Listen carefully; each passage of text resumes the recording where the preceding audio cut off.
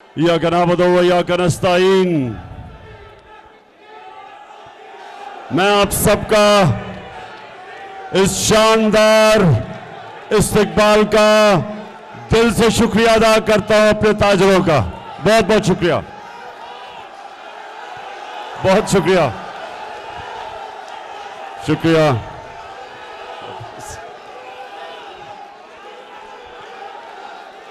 शुक्रिया, बहुत शुक्रिया।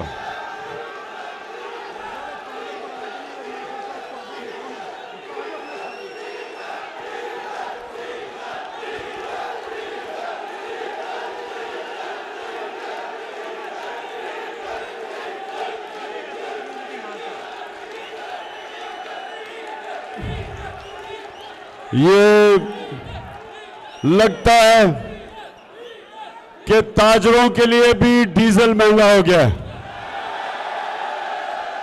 अच्छा, मैं सबसे पहले बस बस बस बस बस सुन ले मेरी बात। दूर से आया हूं अपने ताजरों से बात करने के लिए, और ताजर,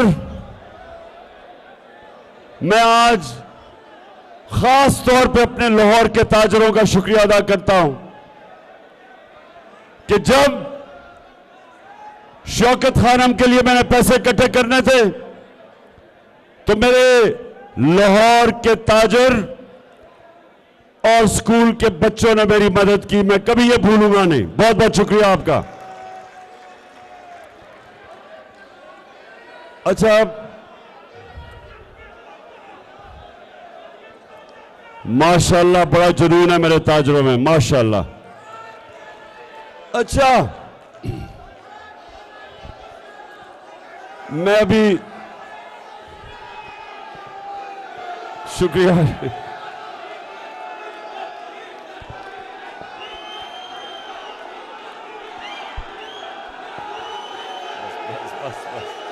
बस बस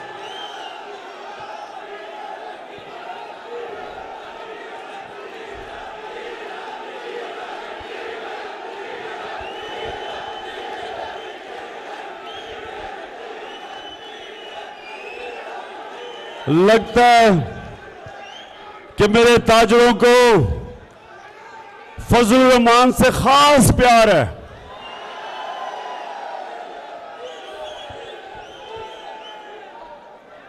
उसको प्यार में मेरे ताजर फजल रहमान को प्यार में डीजल कहते हैं।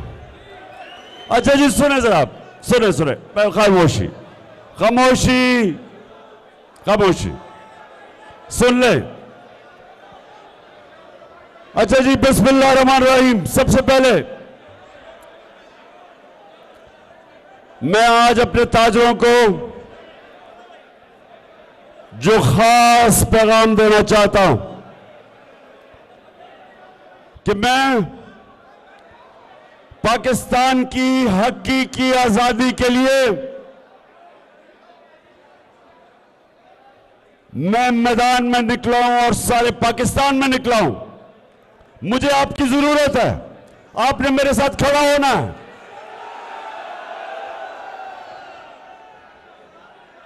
मेरे ताजरों, आप जब भी कोई मुल्क पे मुश्किल आती है, सबसे पहले हमारी ताजरों की बरादरी सामने आती है मुल्क की मदद करने के लिए। ये जो वक्त है कि एक बैरूनी साजिश के तहत पाकिस्तान के बड़े बड़े डाकुओं को हमारे मुल्क के ऊपर मुसल्लत किया गया है।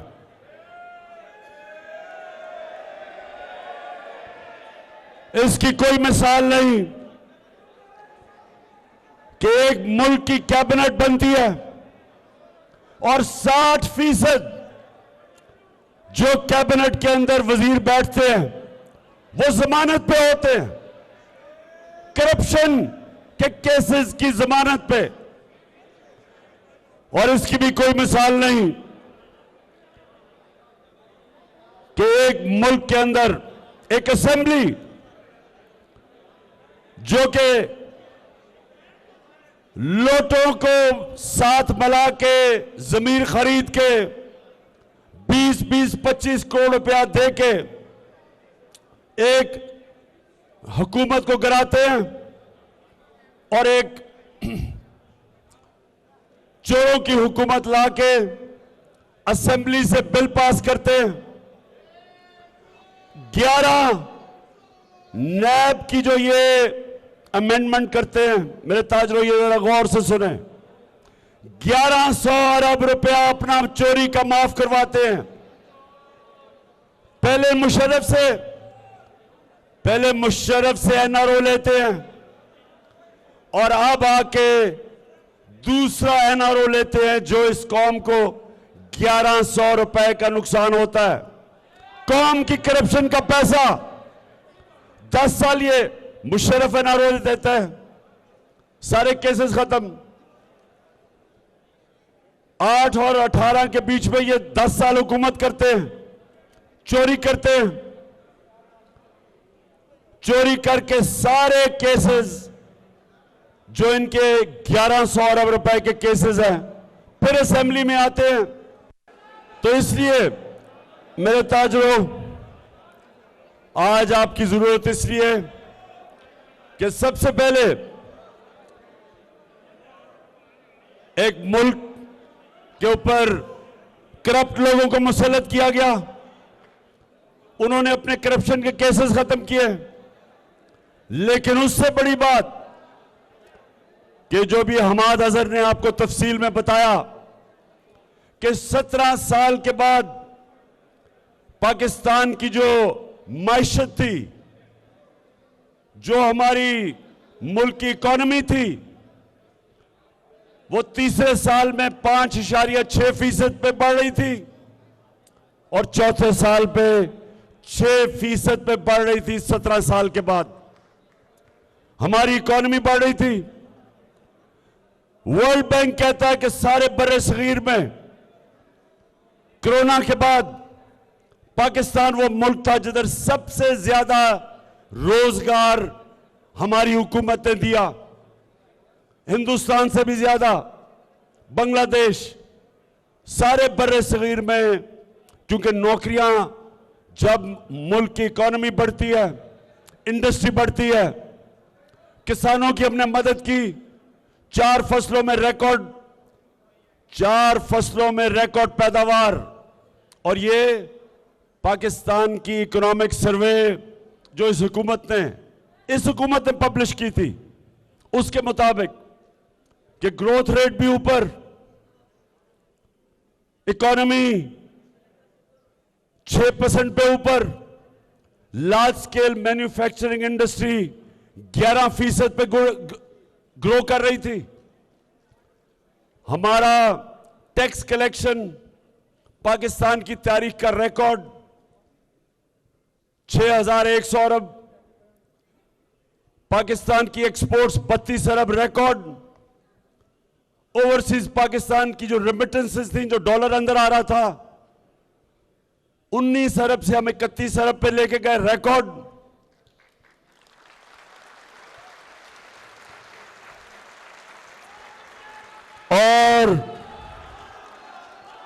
और ये सब कुछ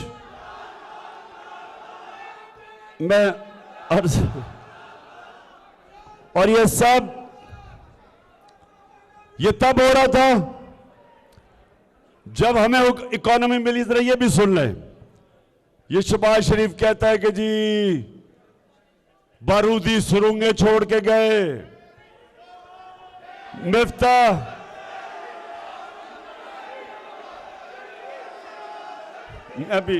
मैं अभी चेरी ब्लॉसम पे भी आता हूं, तो कहता बारूदी सुरंगें छोड़ के गए। अब आप ताजर हैं, आप ये चीज समझेंगे।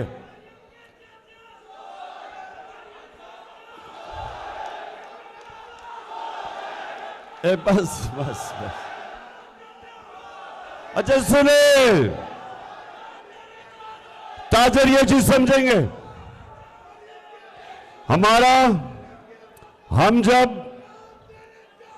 हमें जब हुकूमत मिली तो जो बैरूनी खसारा था जिसको करंट अकाउंट डेफिसिट कहते हैं, 20 अरब डॉलर का।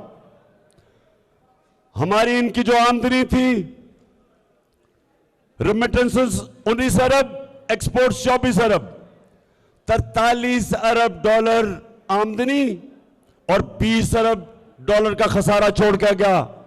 ये जो इसहाक डार मफरूर अब वापस आ रहा है। और एक मिनट अभी सुन तो लो, उसके अलावा इनके दौर में तेल आलमी मंडी में आधी कीमत पे था। हमें असल जो हमें डॉलरों की कमी क्यों होती है, क्योंकि जब तेल दुगना हो गया तो हमारी इंपोर्ट बढ़ गई और उसकी वजह से हमारे पास जो करंट अकाउंट जो तो खसारे में चला जाता है। तो इनके दौर में आधी कीमत पे तेल था आलमी मंडी पे, उसके बावजूद 20 अरब डॉलर का खसारा छोड़ के गया और टोटल डॉलर जो अंदर आ रहा था वो 43 अरब और खसारा 20 अरब। हम जब छोड़ के गए, जरा ये बड़ा जरूरी है समझना आपका कि ये तो इकोनॉमी की रिपोर्ट मैंने आपको दे दी, लेकिन हमारे दौर में डेफिसिट 16 अरब डॉलर का था, लेकिन हमारी आमदनी, इनकी आमदनी थी 43 अरब डॉलर, हमारी आमदनी थी 63 अरब डॉलर, 20 अरब डॉलर ज्यादा थी।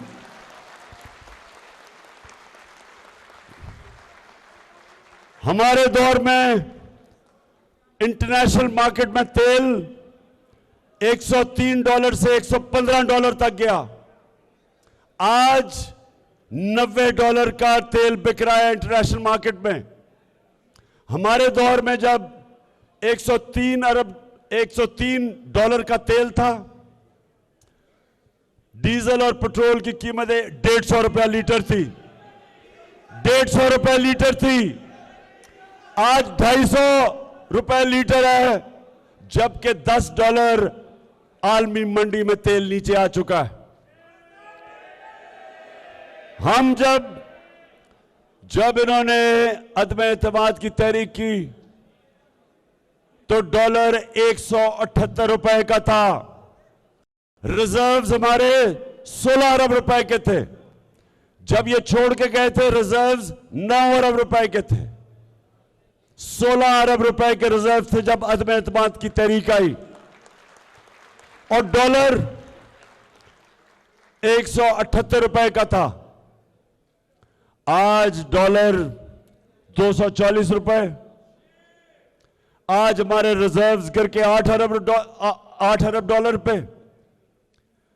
आज डीजल 250 रुपए का है।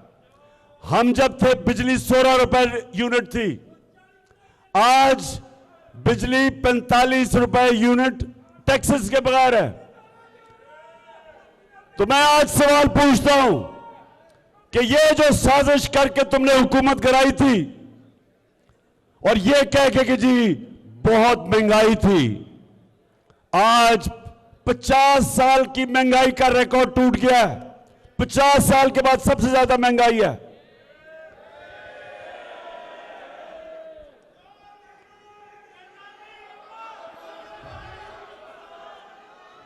और आज अपने पत्रों में आपने देखा कि शहबाज शरीफ अभी न्यूयॉर्क में एक मिनट सुनो, न्यूयॉर्क में एक इंटरव्यू दे रहा है, एक खातून को इंटरव्यू दे रहा है। अगर ये स्क्रीन होती मैं आपको वो दिखाता, आपको भी उतनी शर्म आनी थी जितनी मुझे आई।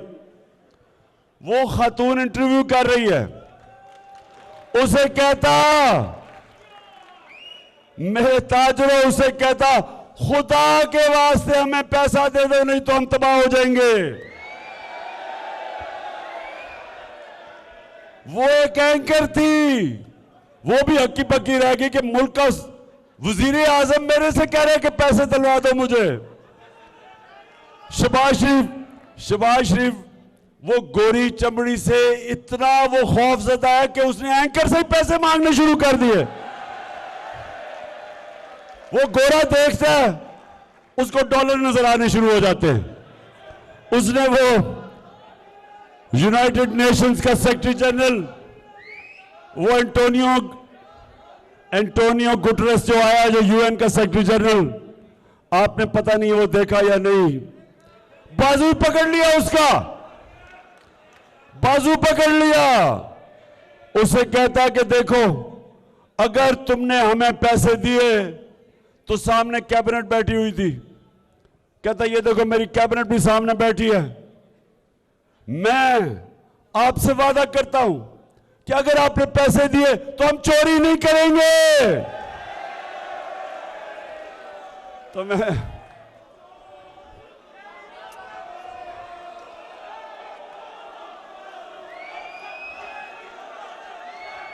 अच्छा, और ताजरों, आपने वो देखा, वो जो ऑडियो लीक आई है, वो जो शहबाज शरीफ की ऑडियो लीक निकलाई है, उसमें वो क्या कह रहा है? कहता है मरियम का जो दामाद है वो हिंदुस्तान से ये बिजली बनाने वाली मशीनरी मंगवा रहा है। तो उसे प्रिंसिपल सेक्रेटरी कहता है ये तो नाजायज है, हमने तो ट्रेड बंद की हुई है। क्योंकि मेरे जमाने में हमने हिंदुस्तान से इसलिए तजारत बंद की थी क्योंकि उन्होंने कश्मीरियों का हक था,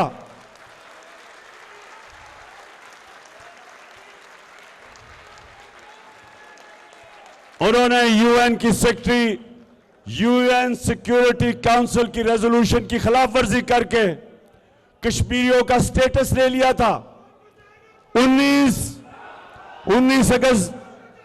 5 अगस्त 2019। तो पहले तो नाजायज जब बैन की हुई है इंपोर्ट हिंदुस्तान से, मरियम का दामाद मशीनरी इंपोर्ट कर रहा है और फिर कहता है कि अच्छा कोई और तरीका निकालेंगे कि किसी तरह हिंदुस्तान से ना आए, किसी और मुल्क के जरिए आ जाए और मरियम को समझा दो, क्योंकि मरियम शहजादी है, मैं जो मर्जी चाहे कर सकती हूं, कानून से ऊपर है। और आप सबको पता है कि मरियम बेचारी, लंदन तो छोड़ो, पाकिस्तान में भी बेचारी की कोई प्रॉपर्टी नहीं है। तो बहरहाल उसके बाद एक और चीज नजर आती है। इलेक्शन कमिश्नर, मक्कार आदमी, अब साबित होता है कि ये शरीफ खानदान का नौकर है। उसको हुक्म कर रहे हैं कि कितने हलकों पे इलेक्शन करवाने और रेजिग्नेशन एक्सेप्ट करनी है। अभी और भी चीजें निकलेंगी। अभी आपको पता चलेगा कि ये जो ऊपर बैठे हैं, ये इस मुल्क के फायदे करवाने के लिए नहीं आए, अपनी चोरी खत्म करने के लिए और पैसा बनाने के लिए। इनके सिर्फ 2 मकसद है और जब मुश्किल पड़ेगी सब बाहर भाग जाएंगे।